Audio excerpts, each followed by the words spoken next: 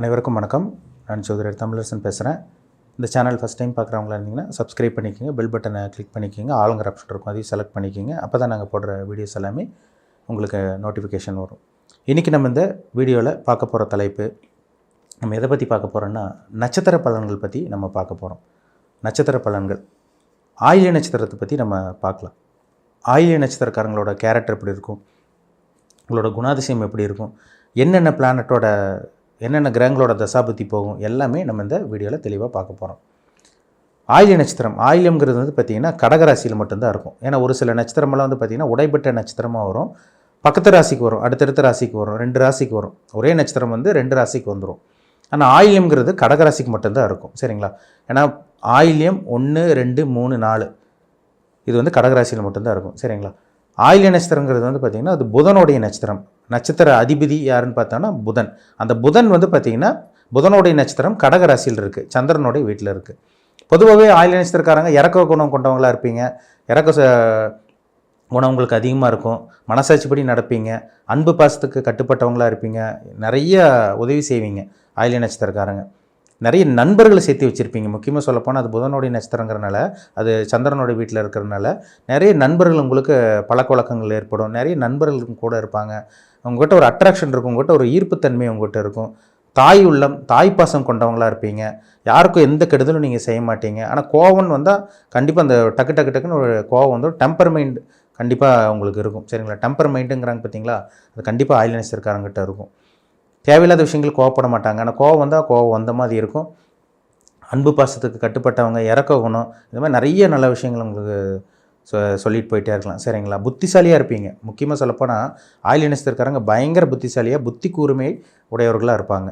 Maximum வந்து பார்த்திங்கன்னா ஆயில்ய நட்சத்திரக்காரங்க கம்ப்யூட்டர் நாலேஜ், தகவல் தொடர்பு துறையில் இருக்கவங்க, சினி ஃபீல்டில் இருக்கவங்க, ஐடி ஃபீல்டில் இருக்கவங்க தான் அதிகமாக இருக்காங்க. ஒரு சில பேர் தான் பிஸ்னஸ் வியாபாரம் பண்ணிகிட்டு இருக்கவங்களாம் இருக்காங்க.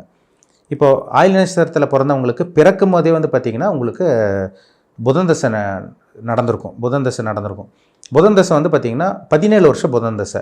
நீங்கள் ஆயில்ய நட்சத்திரம் வந்து பார்த்திங்கன்னா முழுமையான பாதம் 1ஆம் பாதத்தில் பிறந்தீங்கன்னா 17 வருஷம் கம்ப்ளீட்டாக நடக்கும். உங்களுக்கு 17 வருஷம் முழுமையாக நடக்கும். நடுப்பாதத்துலலாம் பிறந்தீங்கன்னா கிட்டத்தட்ட உங்களுக்கு ஒரு 8 வருஷம், 3ஆம் பாதமெல்லாம் பிறந்தீங்கன்னா உங்களுக்கு 8 அந்த மாதிரி தான் வரும் உங்களுக்கு. நான் அப்ராக்சிமேட்டாக சொல்கிறேன். சரிங்களா? ரெண்டாவது வரக்கூடிய உங்களுக்கு வந்து பார்த்திங்கன்னா கேது திசை வரும். சரிங்களா? ஆரம்பத்தில் புதன் திசை வந்து ரெண்டாவதாக கேது திசை வரும். அந்த கேது திசையில் தான் ஒரு சில பேருக்கு படிப்பு கெடுத்துருது. 12, 13 வயசுக்கு மேலே வந்து பார்த்திங்கன்னா படிப்பு நடத்திட்டாங்க சார், படிப்பு கெட்டு போச்சுன்னு ஒரு சில பேர் சொல்கிறாங்க. எல்லாத்துக்கும் கிடையாது, ஒரு சில பேர்த்துக்கு தான். கேது திசை வந்து பார்த்திங்கன்னா வாழ்க்கைக்கு தேவையான அத்தனை அனுபவங்களையும் கொடுத்துரும் உங்களுக்கு. இந்த 15, 20 வயசுக்குள்ளெல்லாம் பாருங்கள், நிறைய பேர் இந்த சாமி நம்பிக்கை, ஆன்மீக எண்ணத்தில் ஈடுபடுவாங்க. சின்ன வயசுலேயே அடிக்கடி வந்து பார்த்திங்கன்னா கோயில் குளத்துக்கு போகிறது, ஆன்மீக சிந்தனை, ஒரு சில பேருக்குலாம் ஆன்மீக எண்ணங்கள் வந்துடும். இந்த தியானம், யோகாவில் ஈடுபடுறதெல்லாம் பார்த்திங்கன்னா இந்த கேது திசையில் தான் கொடுக்கும். கேது 7 வருஷம் திசையை நடத்துவார்.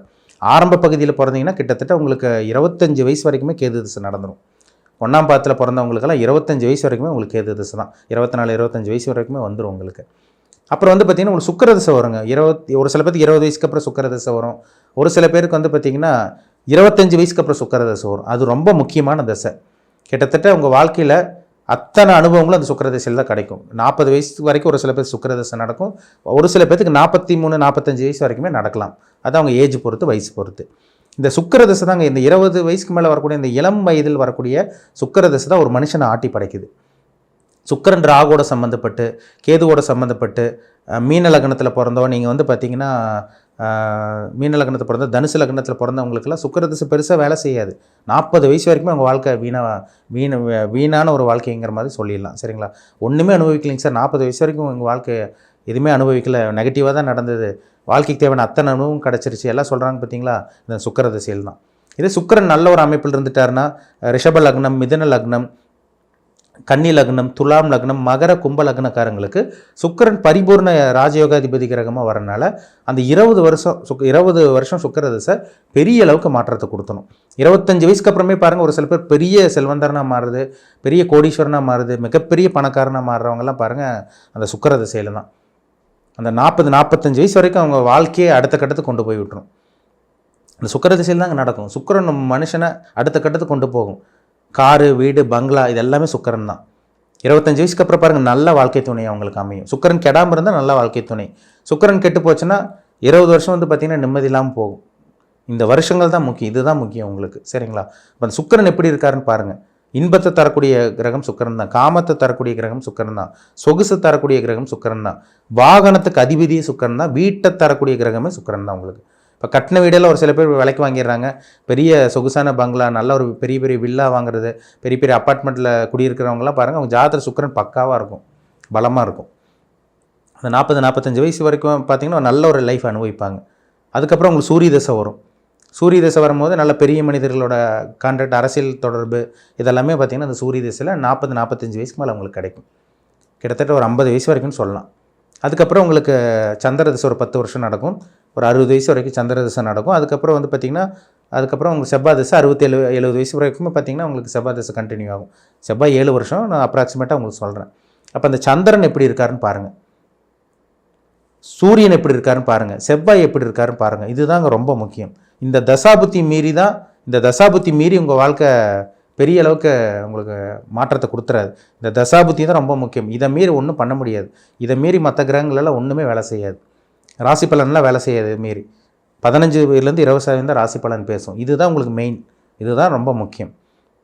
அப்போ அந்த பிறக்கும் போது நடக்கக்கூடிய அந்த புதன் தசை எப்படி இருக்குது, புதன் படிப்பு கெடுத்துச்சா, ஆயில் நட்சத்திரக்காரங்க படிப்பு கெட்டு போச்சா, இல்லை நல்லா இருந்தீங்களா, இல்லை அடுத்து வரக்கூடிய புதன் தசை முடிஞ்சு கேது திசை உங்களுக்கு எப்படி இருக்கும், முக்கியமாக வரக்கூடிய இந்த 3ஆவதாக வரக்கூடிய அந்த சுக்கிர திசை எப்படி இருக்குன்னு பாருங்கள். உங்களுக்கு சுக்கிர திசை, சூரியன், சந்திரன், செவ்வாய் திசை தான் உங்களுக்கு முக்கியமான திசையாக இருக்கும். இதுதான் வாழ்க்கைக்கு தேவையான அத்தனை விஷயங்கள் உங்களுக்கு ஏற்படுத்தி கொடுக்கும். அது சுக்கிரன் கெடவே கூடாது ஆயில்ய நட்சத்திரக்காரங்களுக்கு. மீன லக்னத்தில் பிறந்து தனுசு லக்னத்தில் பிறந்தீங்கன்னா அந்த 25-45 வயசு வரைக்குமே கடன், நோய் எதிர்ப்பு, கடன் பிரச்சனை, நோய் பிரச்சனை, எதிர்ப்புகள், வம்பு வழக்கு பிரச்சனை, கோர்ட்டு கேஸ் பிரச்சனை, டைவர்ஸ் வாங்குறது, கணவன் மனைவி பிரிஞ்சு போகிறது, 2ஆம் திருமணம் அமையிறது எல்லாமே இந்த சுக்கிர தசை தான். அப்போ அந்த நடுத்தர வயதுக்கு வரக்கூடிய அந்த மிடில் ஏஜில் வரக்கூடிய அந்த சுக்கிரன் உங்களுக்கு சாதகமாக பாதகமானு சொல்லுங்கள், பார்த்து தெளிவாக தெரிஞ்சுக்குங்க. அதனால தான் மறுபடியும் சொல்லிகிட்டு இருக்கேன், சுக்கிரனுங்கிறது ஒரு யோகத்தை செய்யக்கூடிய கிரகம், அதிர்ஷ்டத்தை தரக்கூடிய கிரகம். சூரியன் நல்லா இருந்துட்டாருன்னா அதிகார பதவி, அரசியலில் நல்ல ஒரு முன்னேற்றம், நல்ல கவர்மெண்ட் ஜாபில் இருக்கிறது, நல்ல ஒரு பொசிஷனில் இருக்கிறவங்களாம் பாருங்கள் இந்த 40 வயசுக்கு மேலே நல்லா டெவலப் ஆவாங்க. சூரியன் அவங்க ஜாதகத்தில் பலமாக இருக்கும். செவ்வாய் நல்லா இருக்கிறவங்க ரியல் எஸ்டேட் ஃபீல்டில் சாதிப்பாங்க, மருத்துவத்துறையில் இருப்பாங்க, காவல்துறையில் நல்ல ஒரு பொசிஷனில் இருக்கவங்களாம் பாருங்கள் அந்த செவ்வாய் திசை நடக்கிறவங்களா இருக்கும். செவ்வாய் ஸ்ட்ராங்காக இருக்கும் அவங்களுக்கு பலமாக. லக்னத்துக்கு ஆதிபத்தியம், நல்ல ஆதிபத்தியமாக இருக்கணும். லக்னத்துக்கு அவயோக கிரகமாக இந்த கிரகங்கள், நான் சொன்ன கிரகங்கள் கண்டிப்பாக இருக்கவே கூடாது. சரிங்களா? அப்போ நீங்கள் என்ன பாதம், ஆயில்ய நட்சத்திரம் 1ஆம் பாதமா, 2ஆம் பாதமா, 3ஆம் பாதமா, 4ஆம் பாதமா, உங்களுக்கு நடக்கக்கூடிய தசாபுத்தி என்ன, உங்கள் வயசு என்ன, முக்கியமாக சொல்லப்போனால் உங்கள் வயசு என்ன, இனி வரக்கூடிய காலகட்டங்கள் எப்படி இருக்கும், நீங்கள் எப்போ நல்லா இருப்பீங்க, எப்போ செட்டில் ஆவீங்க, உங்களுக்கு கிரகங்கள் வந்து உங்களுக்கு சாதகமாக இருக்க போதா இல்லை பாதகத்தை செய்ய போதா, இது எல்லாமே உங்கள் சுயஜாதத்தை பார்த்தா நம்ம 100% 100% தெளிவாக பார்த்து தெரிஞ்சுக்கலாம். சரிங்களா? ஜாதகத்தை மீறி கோச்சார பலனோ இந்த ராசி பலனெல்லாம் பெரிய அளவுக்கு வேலை செய்யாது. அதனால் அதுக்கு பெருசாக நீங்கள் வந்து இம்பார்ட்டன்ஸ் கொடுக்காதீங்க. சரிங்களா? ராசி பலன் பெரிய அளவுக்கு இம்பார்ட்டன்ஸ் கொடுக்க வேண்டாம். உங்கள் ஜாதகத்துக்கு முக்கியத்துவம் கொடுங்க.